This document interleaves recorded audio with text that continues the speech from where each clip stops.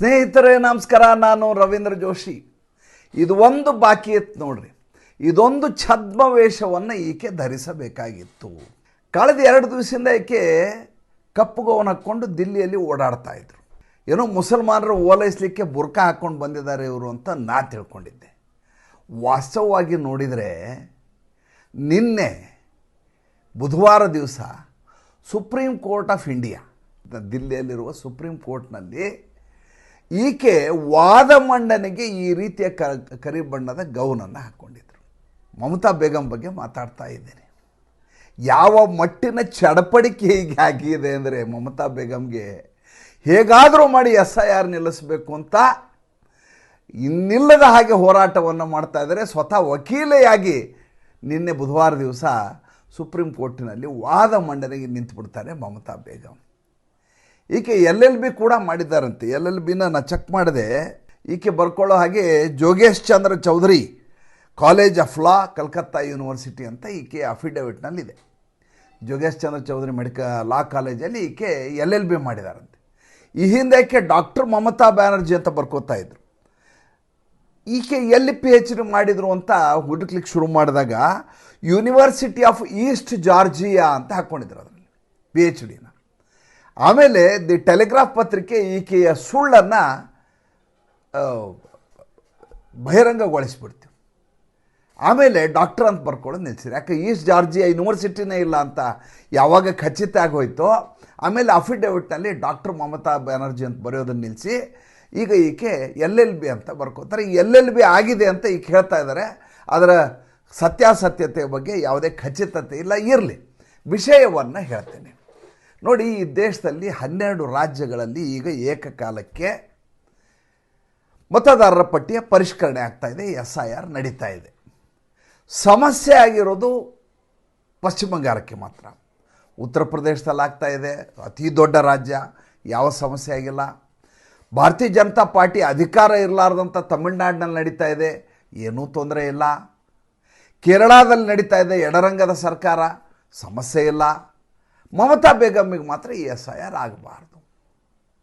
3 ಜನರು bench Swami, chief justice of India honourable chief justice Suryakant ಇದ್ದರು, justice ಜಾಯ್ಮಾಲಾ Bagchi, ಆಮೇಲೆ justice Pancholi. ಈ 3 ಸದಸ್ಯ ಪೀಠದಲ್ಲಿ ಈಕೆ ಕೋರ್ಟ್ ರೂಮ್ ನಂಬರ್ 1ನಲ್ಲಿ ಈಕೆ ವಿಚಾರಣೆ. ಏನು ಕಿಕ್ಕಿರಿದು ನೆರೆದಂಥ ವಕೀಲರ ಮಧ್ಯದಲ್ಲಿ ಕಪ್ಪು ಬಣ್ಣದ ಒಂದು ದುಪಟ್ಟ ಥರದ್ದದು, ಗೌನ್ ಕೂಡ ಅಲ್ಲ. ಅಲ್ಲಿ ಈಕೆಯ ಹಾರಾಟ, ಉಪರಾಟಿಗೆ, ಗಲಾಟೆ, ಚೀರಾಟ ಎಲ್ಲ ನಡೀತಾ ಇತ್ತು.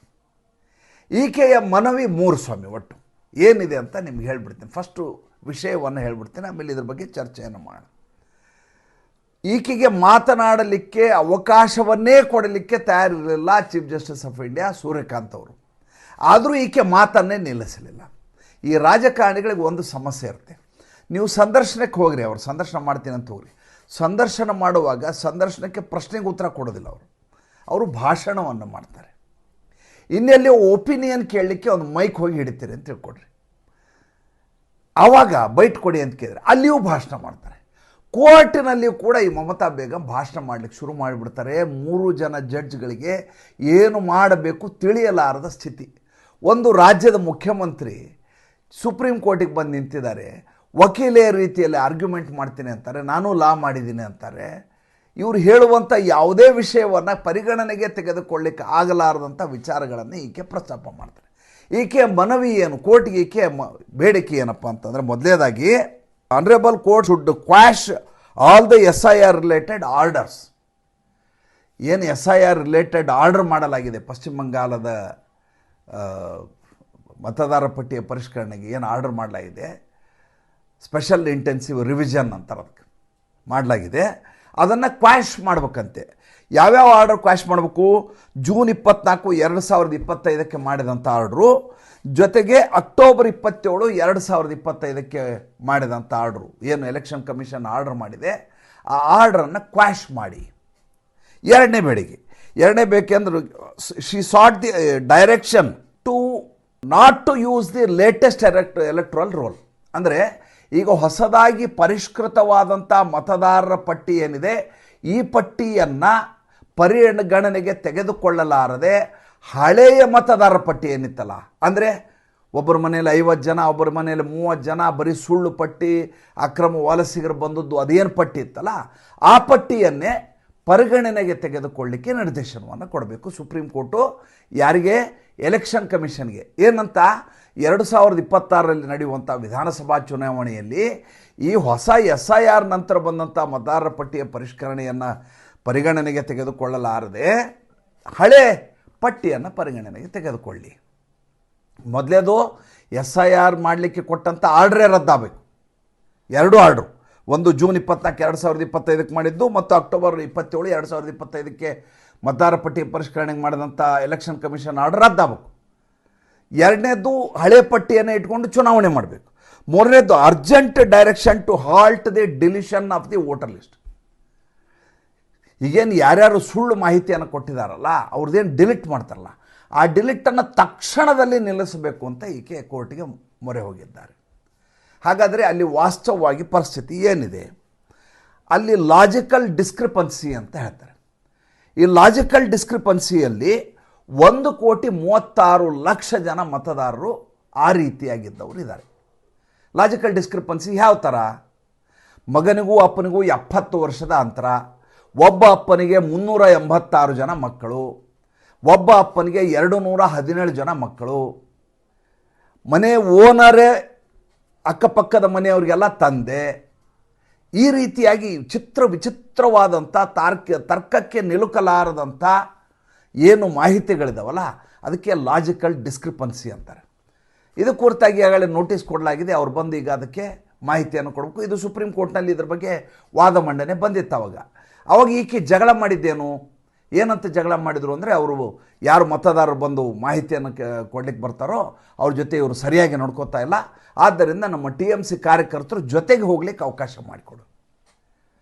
ಕೋರ್ಟು ಅದಕ್ಕೆ ಅನುಮತಿಯನ್ನು ಕೊಡ್ತೀವಿ. ಜೊತೆಗೆ ಇನ್ನೊಂದು ಕ್ಲಾಸ್ ಹಾಕ್ತಿಲ್ಲ. ಏನಂತ? ನಿಮ್ಮ TMC ಕಾರ್ಯಕರ್ತರು ಜೊತೆಗೆ ಹೋಗ್ಬೋದು, ಮತದಾರರ ಪಟ್ಟಿಯಲ್ಲಿ ಹೆಸರದು ಯಾರ್ದು ಲಾಜಿಕಲ್ ಡಿಸ್ಕ್ರಿಪನ್ಸಿ ಅಂದರೆ ಲೋಪಗಳು ಯಾರ್ದು ಅವ್ರ ಜೊತೆ ಹೋಗ್ಬೋದು. ಆದರೆ ಕಾನೂನು ವ್ಯವಸ್ಥೆಯನ್ನು ಹಾಳು ಮಾಡೋ ಹಾಗಿಲ್ಲ, ಅದನ್ನು ನಿಮ್ಮ ಕಮಿಷನರ್ ನೋಡ್ಕೋಬೇಕು, DG ನೋಡ್ಕೋಬೇಕು ಅಂತ ಆರ್ಡರ್ ಮಾಡಿದರು. ಅದೇನಾಗಿದೆ, ಈಗೇನು 1,36,00,000 ಜನ ಇದ್ದಾರಲ್ಲ, ಈ 1,36,00,000 ಜನರ ಡಿಲಿಷನ್ಗೆ ಈಕೆ ಆಸ್ಪದವನ್ನೇ ಕೊಡ್ತಾ ಇಲ್ಲ. ಏಕೆಂದರೆ ಇವರು ಕಾರ್ಯಕರ್ತರು ಗಲಾಟೆ ಮಾಡ್ತಾರೆ, ಡಿಲೀಟ್ ಆಗಲಾರ್ದಂಗೆ ಮಾಡ್ತಾರೆ. ಯಾರು ಮಾಡ್ತಾ ಇದ್ದಾರೆ ಅವ್ರ ಮೇಲೆ ಮಾನಸಿಕವಾದ ಒತ್ತಡವನ್ನು ಹೇರ್ತಾರೆ. ಎಲೆಕ್ಷನ್ ಕಮಿಷನ್ಗೆ ಅಪಾಯಿಂಟ್ ಆಗಿರುವಂಥ ಸ್ಟಾಫ್ ಮೇಲೆ ಒತ್ತಡವನ್ನು ಹೇರ್ತಾರೆ. ಅವ್ರ ಕೆಲಸ ಮಾಡಲಿಕ್ಕೆ ತೊಂದರೆಯನ್ನು ಕೊಡ್ತಾರೆ. ಹೀಗೆ ಮಾಡುವುದರಿಂದ ಇನ್ನು 11 ದಿವಸದಲ್ಲಿ ಯಾವ ಪಟ್ಟಿ ಬಿಡುಗಡೆ ಆಗಬೇಕೋ, ಸಿದ್ಧ ಆಗಬೇಕೋ, ಆ ಪಟ್ಟಿ ಸಿದ್ಧ ಆಗಲಿಕ್ಕೆ ಸಾಧ್ಯ ಇಲ್ಲ. ಇಷ್ಟು ದೊಡ್ಡ ಸಂಖ್ಯೆಯ ಡಿಸ್ಕ್ರಿಪನ್ಸಿ ಅಂತ ಇವರು ಹೇಳ್ತಾ ಇದ್ದಾರೆ. ಆದ್ದರಿಂದ ಹೊಸ ಪಟ್ಟಿ ಬೇಡ, ಹಳೆ ಪಟ್ಟಿಯಲ್ಲಿ ಚುನಾವಣೆ ಮಾಡಿ. ಹೆಂಗಿದೆ ಸ್ವಾಮಿ ವಾದ? ಇದು ಒಂದು. 2ನೇದು, ಇದರಲ್ಲಿ ಅನ್ಮ್ಯಾಪ್ಡ್ 32 ಲಕ್ಷ ಜನ ಇದ್ದಾರೆ. ಅಂದರೆ ಕೈಗೆ ಸಿಗಲಿಲ್ಲ, ಫಾರ್ಮ್ ಇಸ್ಕೊಂಡ್ರು ನಾಪತ್ತೆ ಆಗ್ಬಿಟ್ರು. ಅವರು 32 ಲಕ್ಷ ಜನ ಇದ್ದಾರೆ. ಇನ್ನು ಡಿಲೀಟ್ ಆಗಿರುವಂಥವ್ರು 58 ಲಕ್ಷ ಜನ ಇದ್ದಾರೆ. ಈಗ ಇಲ್ಲಿ ಏನಾಗಿದೆ, ಯಾವ ಕ್ಲಾಸ್ 2 ಆಫೀಸರ್ಸ್ನ ಈ ಕೆಲಸಕ್ಕೆ ಪಶ್ಚಿಮ ಬಂಗಾಳ ಸರ್ಕಾರ ಕೊಡಬೇಕಾಗಿತ್ತೋ ಆ ಪಶ್ಚಿಮ ಬಂಗಾಳ ಸರ್ಕಾರ 2ನೇ ಕ್ಲಾಸ್ನ ದ್ವಿತೀಯ ದರ್ಜೆ ನೌಕರರನ್ನು ಔಟ್ಸೋರ್ಸ್ ಮಾಡಲಿಲ್ಲ, ಡೆಪ್ಯೂಟ್ ಮಾಡಲಿಲ್ಲ ಈ ಕೆಲಸಕ್ಕೆ. ಯಾವಾಗಲೂ ಏನಾಗುತ್ತೆ, ಎಲೆಕ್ಷನ್ ಕಮಿಷನ್ಗೆ ಅವ್ರದ್ದೇ ಆದಂಥ ಸಿಬ್ಬಂದಿ ವರ್ಗ ಇರೋದಿಲ್ಲ. ಯಾವ ರಾಜ್ಯಕ್ಕೆ ಹೋಗ್ತಾರೋ ಆ ರಾಜ್ಯದ ಸಿಬ್ಬಂದಿ ವರ್ಗದವ್ರನ್ನ ಬಳಸ್ಕೊಂಡು ಅವರಿಂದ ತಮ್ಮ ಮತದಾರ ಪಟ್ಟಿಯ ಪರಿಷ್ಕರಣೆ, ಚುನಾವಣೆಯ ಕಾರ್ಯ ಚಟುವಟಿಕೆ, ಮತದಾನ, ಮತ ಎಣಿಕೆ ಎಲ್ಲವನ್ನು ಅಲ್ಲಿಯ ಸ್ಥಳೀಯ ಸರ್ಕಾರ ಯಾವುದಿದೆ ಆ ಗುಮಾಸ್ತರನ್ನು, ಶಿಕ್ಷಕರನ್ನು ಅವ್ರನ್ನೆಲ್ಲ ಬಳಸ್ಕೊಂಡು ಮಾಡ್ತಾರೆ. ಇಲ್ಲಿ ಏನಾಗಿದೆ, ಇವರು ಸಹಕಾರವನ್ನೇ ಕೊಟ್ಟಿಲ್ಲ. ಅದನ್ನು ಹೇಳಿದರು ರಾಕೇಶ್ ದ್ವಿವೇದಿ ಅಂಥೇಳಿ ಎಲೆಕ್ಷನ್ ಕಮಿಷನ್ ಪರವಾಗಿ ವಾದ ಮಂಡನೆ ಮಾಡಲಿಕ್ಕೆ ಬಂದಂಥ ವಕೀಲರು ಹೇಳ್ತಾರೆ, ನೋಡಿ ಸ್ವಾಮಿ, ಎಲೆಕ್ಷನ್ ಕಮಿಷನ್ದು ಜನರದು ಲಾಜಿಕಲ್ ಡಿಸ್ಕ್ರಿಪನ್ಸಿದು ಕ್ಲಿಯರ್ ಆಗೋದಿಲ್ಲ ಅಷ್ಟರಲ್ಲಿ ಅಂತ ಇವರು ಹೇಳ್ತಾ ಇದ್ದಾರೆ. ಇವರು ಸಿಬ್ಬಂದಿ ವರ್ಗದವ್ರನ್ನೇ ಕೊಟ್ಟಿಲ್ಲ. ಇವರು ಕ್ಲಾಸ್ 2 ಸಿಬ್ಬಂದಿ ವರ್ಗದವ್ರನ್ನ ಕೊಡು ಅಂದರೆ ಕ್ಲಾಸ್ 3 ಸಿಬ್ಬಂದಿ ವರ್ಗದವ್ರು ಕೊಟ್ಟಿದ್ದಾರೆ. ಅಂಗನವಾಡಿ ಕೆಲಸಗಾರನ ಕೊಟ್ಟಿದ್ದಾರೆ. ಅವರು ತಾಳೆ ಹಾಕುವುದು, ಪರಿಷ್ಕರಣೆ ಮಾಡುವುದು, ಗುರುತು ಹಿಡಿಯೋದು ಮಾಡಲಿಕ್ಕೆ ಅಸಮರ್ಥರಾಗಿರ್ತಾರೆ. ಅವರಿಗೆ ಸಾಮರ್ಥ್ಯ ಇರೋದಿಲ್ಲ. ಆದ್ದರಿಂದ ಕೆಲಸ ಮಾಡಲಿಕ್ಕೆ ಆಗಲಾರದಂಥ ವಾತಾವರಣವನ್ನು ಸ್ವತಃ ಮಮತಾ ಬ್ಯಾನರ್ಜಿ ಅವರೇ ನಿರ್ಮಾಣ ಮಾಡಿದ್ದಾರೆ. ನಾವು ಕೆಲಸವನ್ನು ಫಾಸ್ಟಾಗಿ ಮಾಡಲಿಕ್ಕೆ ಆಗಿರಬಾರ್ದು, ಆ ರೀತಿಯಾದಂಥ ಅಡೆತಡೆಯನ್ನು ಅವರೇ ಒಡ್ತಾ ಇದ್ದಾರೆ. ಈಗ ಸಮಯ ಕಡಿಮೆ ಇದೆ, ಆದ್ದರಿಂದ ಅದು ರದ್ದು ಮಾಡಿ ಅಂತ ಇವರು ಹೇಳ್ತಾ ಇದ್ದಾರೆ. ಮಮತಾ ಬೇಗಂ ಗಲಾಟೆ ಮಾಡಲಿಕ್ಕೆ ಶುರು ಮಾಡ್ತಾರೆ. ಇದು ವಾಟ್ಸಪ್ ಕಮಿಷನ್, ಇದು ಎಲೆಕ್ಷನ್ ಕಮಿಷನ್ ಅಲ್ಲ, ವಾಟ್ಸಪ್ ಕಮಿಷನ್ ಅಂತ ಕಿರ್ಚಾಡ್ಲಿಕ್ಕೆ ಶುರು ಮಾಡ್ತಾರೆ. ಸರ್ ಸರ್ ಸರ್ ಅಂತ ಕಿರಿಸ್ತಾರೆ.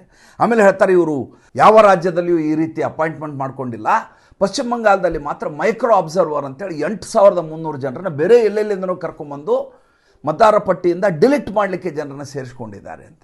ಆವಾಗ ವಕೀಲರು ಹೇಳ್ತಾರೆ, ರಾಕೇಶ್ ದ್ವಿವೇದಿ ಅವರು, ಇಲ್ಲ ಸ್ವಾಮಿ ನೋಡಿ, ಇವರು ಸರಿಯಾದ ಸಿಬ್ಬಂದಿ ವರ್ಗದವ್ರನ್ನ ಕೊಟ್ಟಿದ್ರೆ ನಾವು ಖಂಡಿತವಾಗಿಯೂ ಯಾವುದೇ ಸಿಬ್ಬಂದಿಯನ್ನು ಬೇರೆ ಕಡೆಯಿಂದ ಕರ್ಕೊಂಬರ್ತಿರ್ಲಿಲ್ಲ. ಇವರು ತಮ್ಮ ಸಿಬ್ಬಂದಿಯನ್ನು ಕೊಡಲಾರದೆ, ಜೊತೆಗೆ ಸಮರ್ಥ ಕೆಲಸಗಾರನ ಕೊಡಲಾರದೆ ಕ್ಲಾಸ್ 3 ಅವ್ರನ್ನ, ಅಂಗನವಾಡಿ ಅವ್ರನ್ನ ಕೊಟ್ಟದ್ದಕ್ಕೆ ಇಷ್ಟು ಸಮಸ್ಯೆ ಆಗಿದೆ, ಆದ್ದರಿಂದ ಮೈಕ್ರೋ ಅಬ್ಸರ್ವರ್ನ ಅಪಾಯಿಂಟ್ ಮಾಡಿದ್ದೀವಿ. ಆವಾಗ ಜಸ್ಟಿಸ್ ಸೂರ್ಯಕಾಂತ್ ಅವರು ಇವರ ಬೇಡಿಕೆಯನ್ನು ನೋಡಿದ ಮೇಲೆ ಹೇಳ್ತಾರೆ, ಮೊದಲನೇದಾಗಿ ಮಮತಾ ಬ್ಯಾನರ್ಜಿ ಅವರು ಹೇಳಿದ ಹಾಗೆ ಮೊದಲನೇದಾಗಿ ಪಶ್ಚಿಮ ಬಂಗಾಳದ ಪ್ರಕರಣ ಸುಪ್ರೀಂ ಕೋರ್ಟ್ನಲ್ಲಿ ನಡೀತಾ ಇದೆ. ಈಗ ಹೊಸದಾಗಿ ನೀವು ಈ ಬೇಡಿಕೆ ನೀಡಬೇಕಾದ ಅಗತ್ಯ ಇಲ್ಲ, ಇದರ ಕುರಿತಾಗಿ ಈಗಾಗಲೇ ವಿಚಾರಣೆ ಶುರುವಾಗಿದೆ. ಅತ್ಯಂತ ಪ್ರತಿಷ್ಠಿತವಾದಂಥ 3 ವಕೀಲರು ಇದರ ಕುರಿತು ಈಗಾಗಲೇ ವಾದ ಮಂಡನೆ ಮಾಡ್ತಾ ಇದ್ದಾರೆ. ಮೊದಲನೇದಾಗಿ ಶ್ಯಾಮ್ ದಿವಾನ್, ಎರಡನೇದು ಕಪಿಲ್ ಸಿಬಲ್, ಮೂರನೇದು ಗೋಪಾಲ್ ಶಂಕರ್ ನಾರಾಯಣ. ಈ 3 ಜನ ವಕೀಲರು ಪಶ್ಚಿಮ ಬಂಗಾಳದ ಪರವಾಗಿಯೇ ಎಲೆಕ್ಷನ್ ಕಮಿಷನ್ ವಿರುದ್ಧವಾಗಿ ಇದೇ ಸುಪ್ರೀಂ ಕೋರ್ಟ್ನಲ್ಲಿ ವಾದ ಮಂಡನೆಯನ್ನು ಮಾಡ್ತಾ ಇದ್ದಾರೆ. ಆದ್ದರಿಂದ ನೀವು ಹೀಗೆ ವ್ಯಕ್ತಿಗತವಾಗಿ ಬಂದು ವಾದ ಮಂಡನೆ ಮಾಡಬೇಕಾದ ಅಗತ್ಯವೇ ಇರಲಿಲ್ಲ ಮತ್ತು ಈ ಪ್ರಕರಣವೂ ಬೇಕಿರಲಿಲ್ಲ. ಒಂದು. ಎರಡನೇದು, ಈಗ ನೀವೇನು ಬೇಡಿಕೆ ಇಟ್ಟಿದ್ದೀರಲ್ಲ, ಏನಂತ, ಜೂನ್ 24 ಮತ್ತು ಅಕ್ಟೋಬರ್ 25, 2025 ಇಲ್ಲಿ ಇಶ್ಯೂ ಮಾಡಿದಂಥ ಆರ್ಡರ್ಗಳನ್ನು ರದ್ದು ಮಾಡಿ ಅಂತ ಹೇಳ್ತಾ ಇದ್ರಲ್ಲ, ಅದು ಇಂಪ್ರ್ಯಾಕ್ಟಿಕಲ್, ಅದು ಮಾಡಲಿಕ್ಕೆ ಸಾಧ್ಯ ಇಲ್ಲ. ಇದೇ ವರ್ಡನ್ನು ಜಸ್ಟಿಸ್ ಸೂರ್ಯಕಾಂತ್ ಹೇಳ್ತಾರೆ. It is impractical to direct two cancel the orders ಅಂತ. ಈ 2 ಆರ್ಡರ್ಗಳನ್ನ ಕ್ಯಾನ್ಸಲ್ ಮಾಡಲಿಕ್ಕೆ ಸಾಧ್ಯವೇ ಇಲ್ಲ, ಇದು ಇಂಪ್ರ್ಯಾಕ್ಟಿಕಲ್ ಅಂತ. ಮೂರನೇದು, ಈ ಮೈಕ್ರೋ ಅಬ್ಸರ್ವರ್ನ ಅಪಾಯಿಂಟ್ಮೆಂಟ್ ಬಗ್ಗೆ ನಿಮ್ಮ ಅಭ್ಯಂತರವನ್ನು ತೋರಿಸ್ತೀರಿ. ನಿಮ್ಮ ಪಶ್ಚಿಮ ಬಂಗಾಳದ ಸರ್ಕಾರದಲ್ಲಿ ಎಷ್ಟು ಜನ ಕ್ಲಾಸ್ 2 ಆಫೀಸರ್ಸ್ ಇದ್ದಾರೆ ಅದರ ಪಟ್ಟಿಯನ್ನು ನಮಗೆ ಕೊಡಿ. ಡಿಲಿಷನ್ ಮಾಡಲಿಕ್ಕೆ ಆಗೋದಿಲ್ಲ.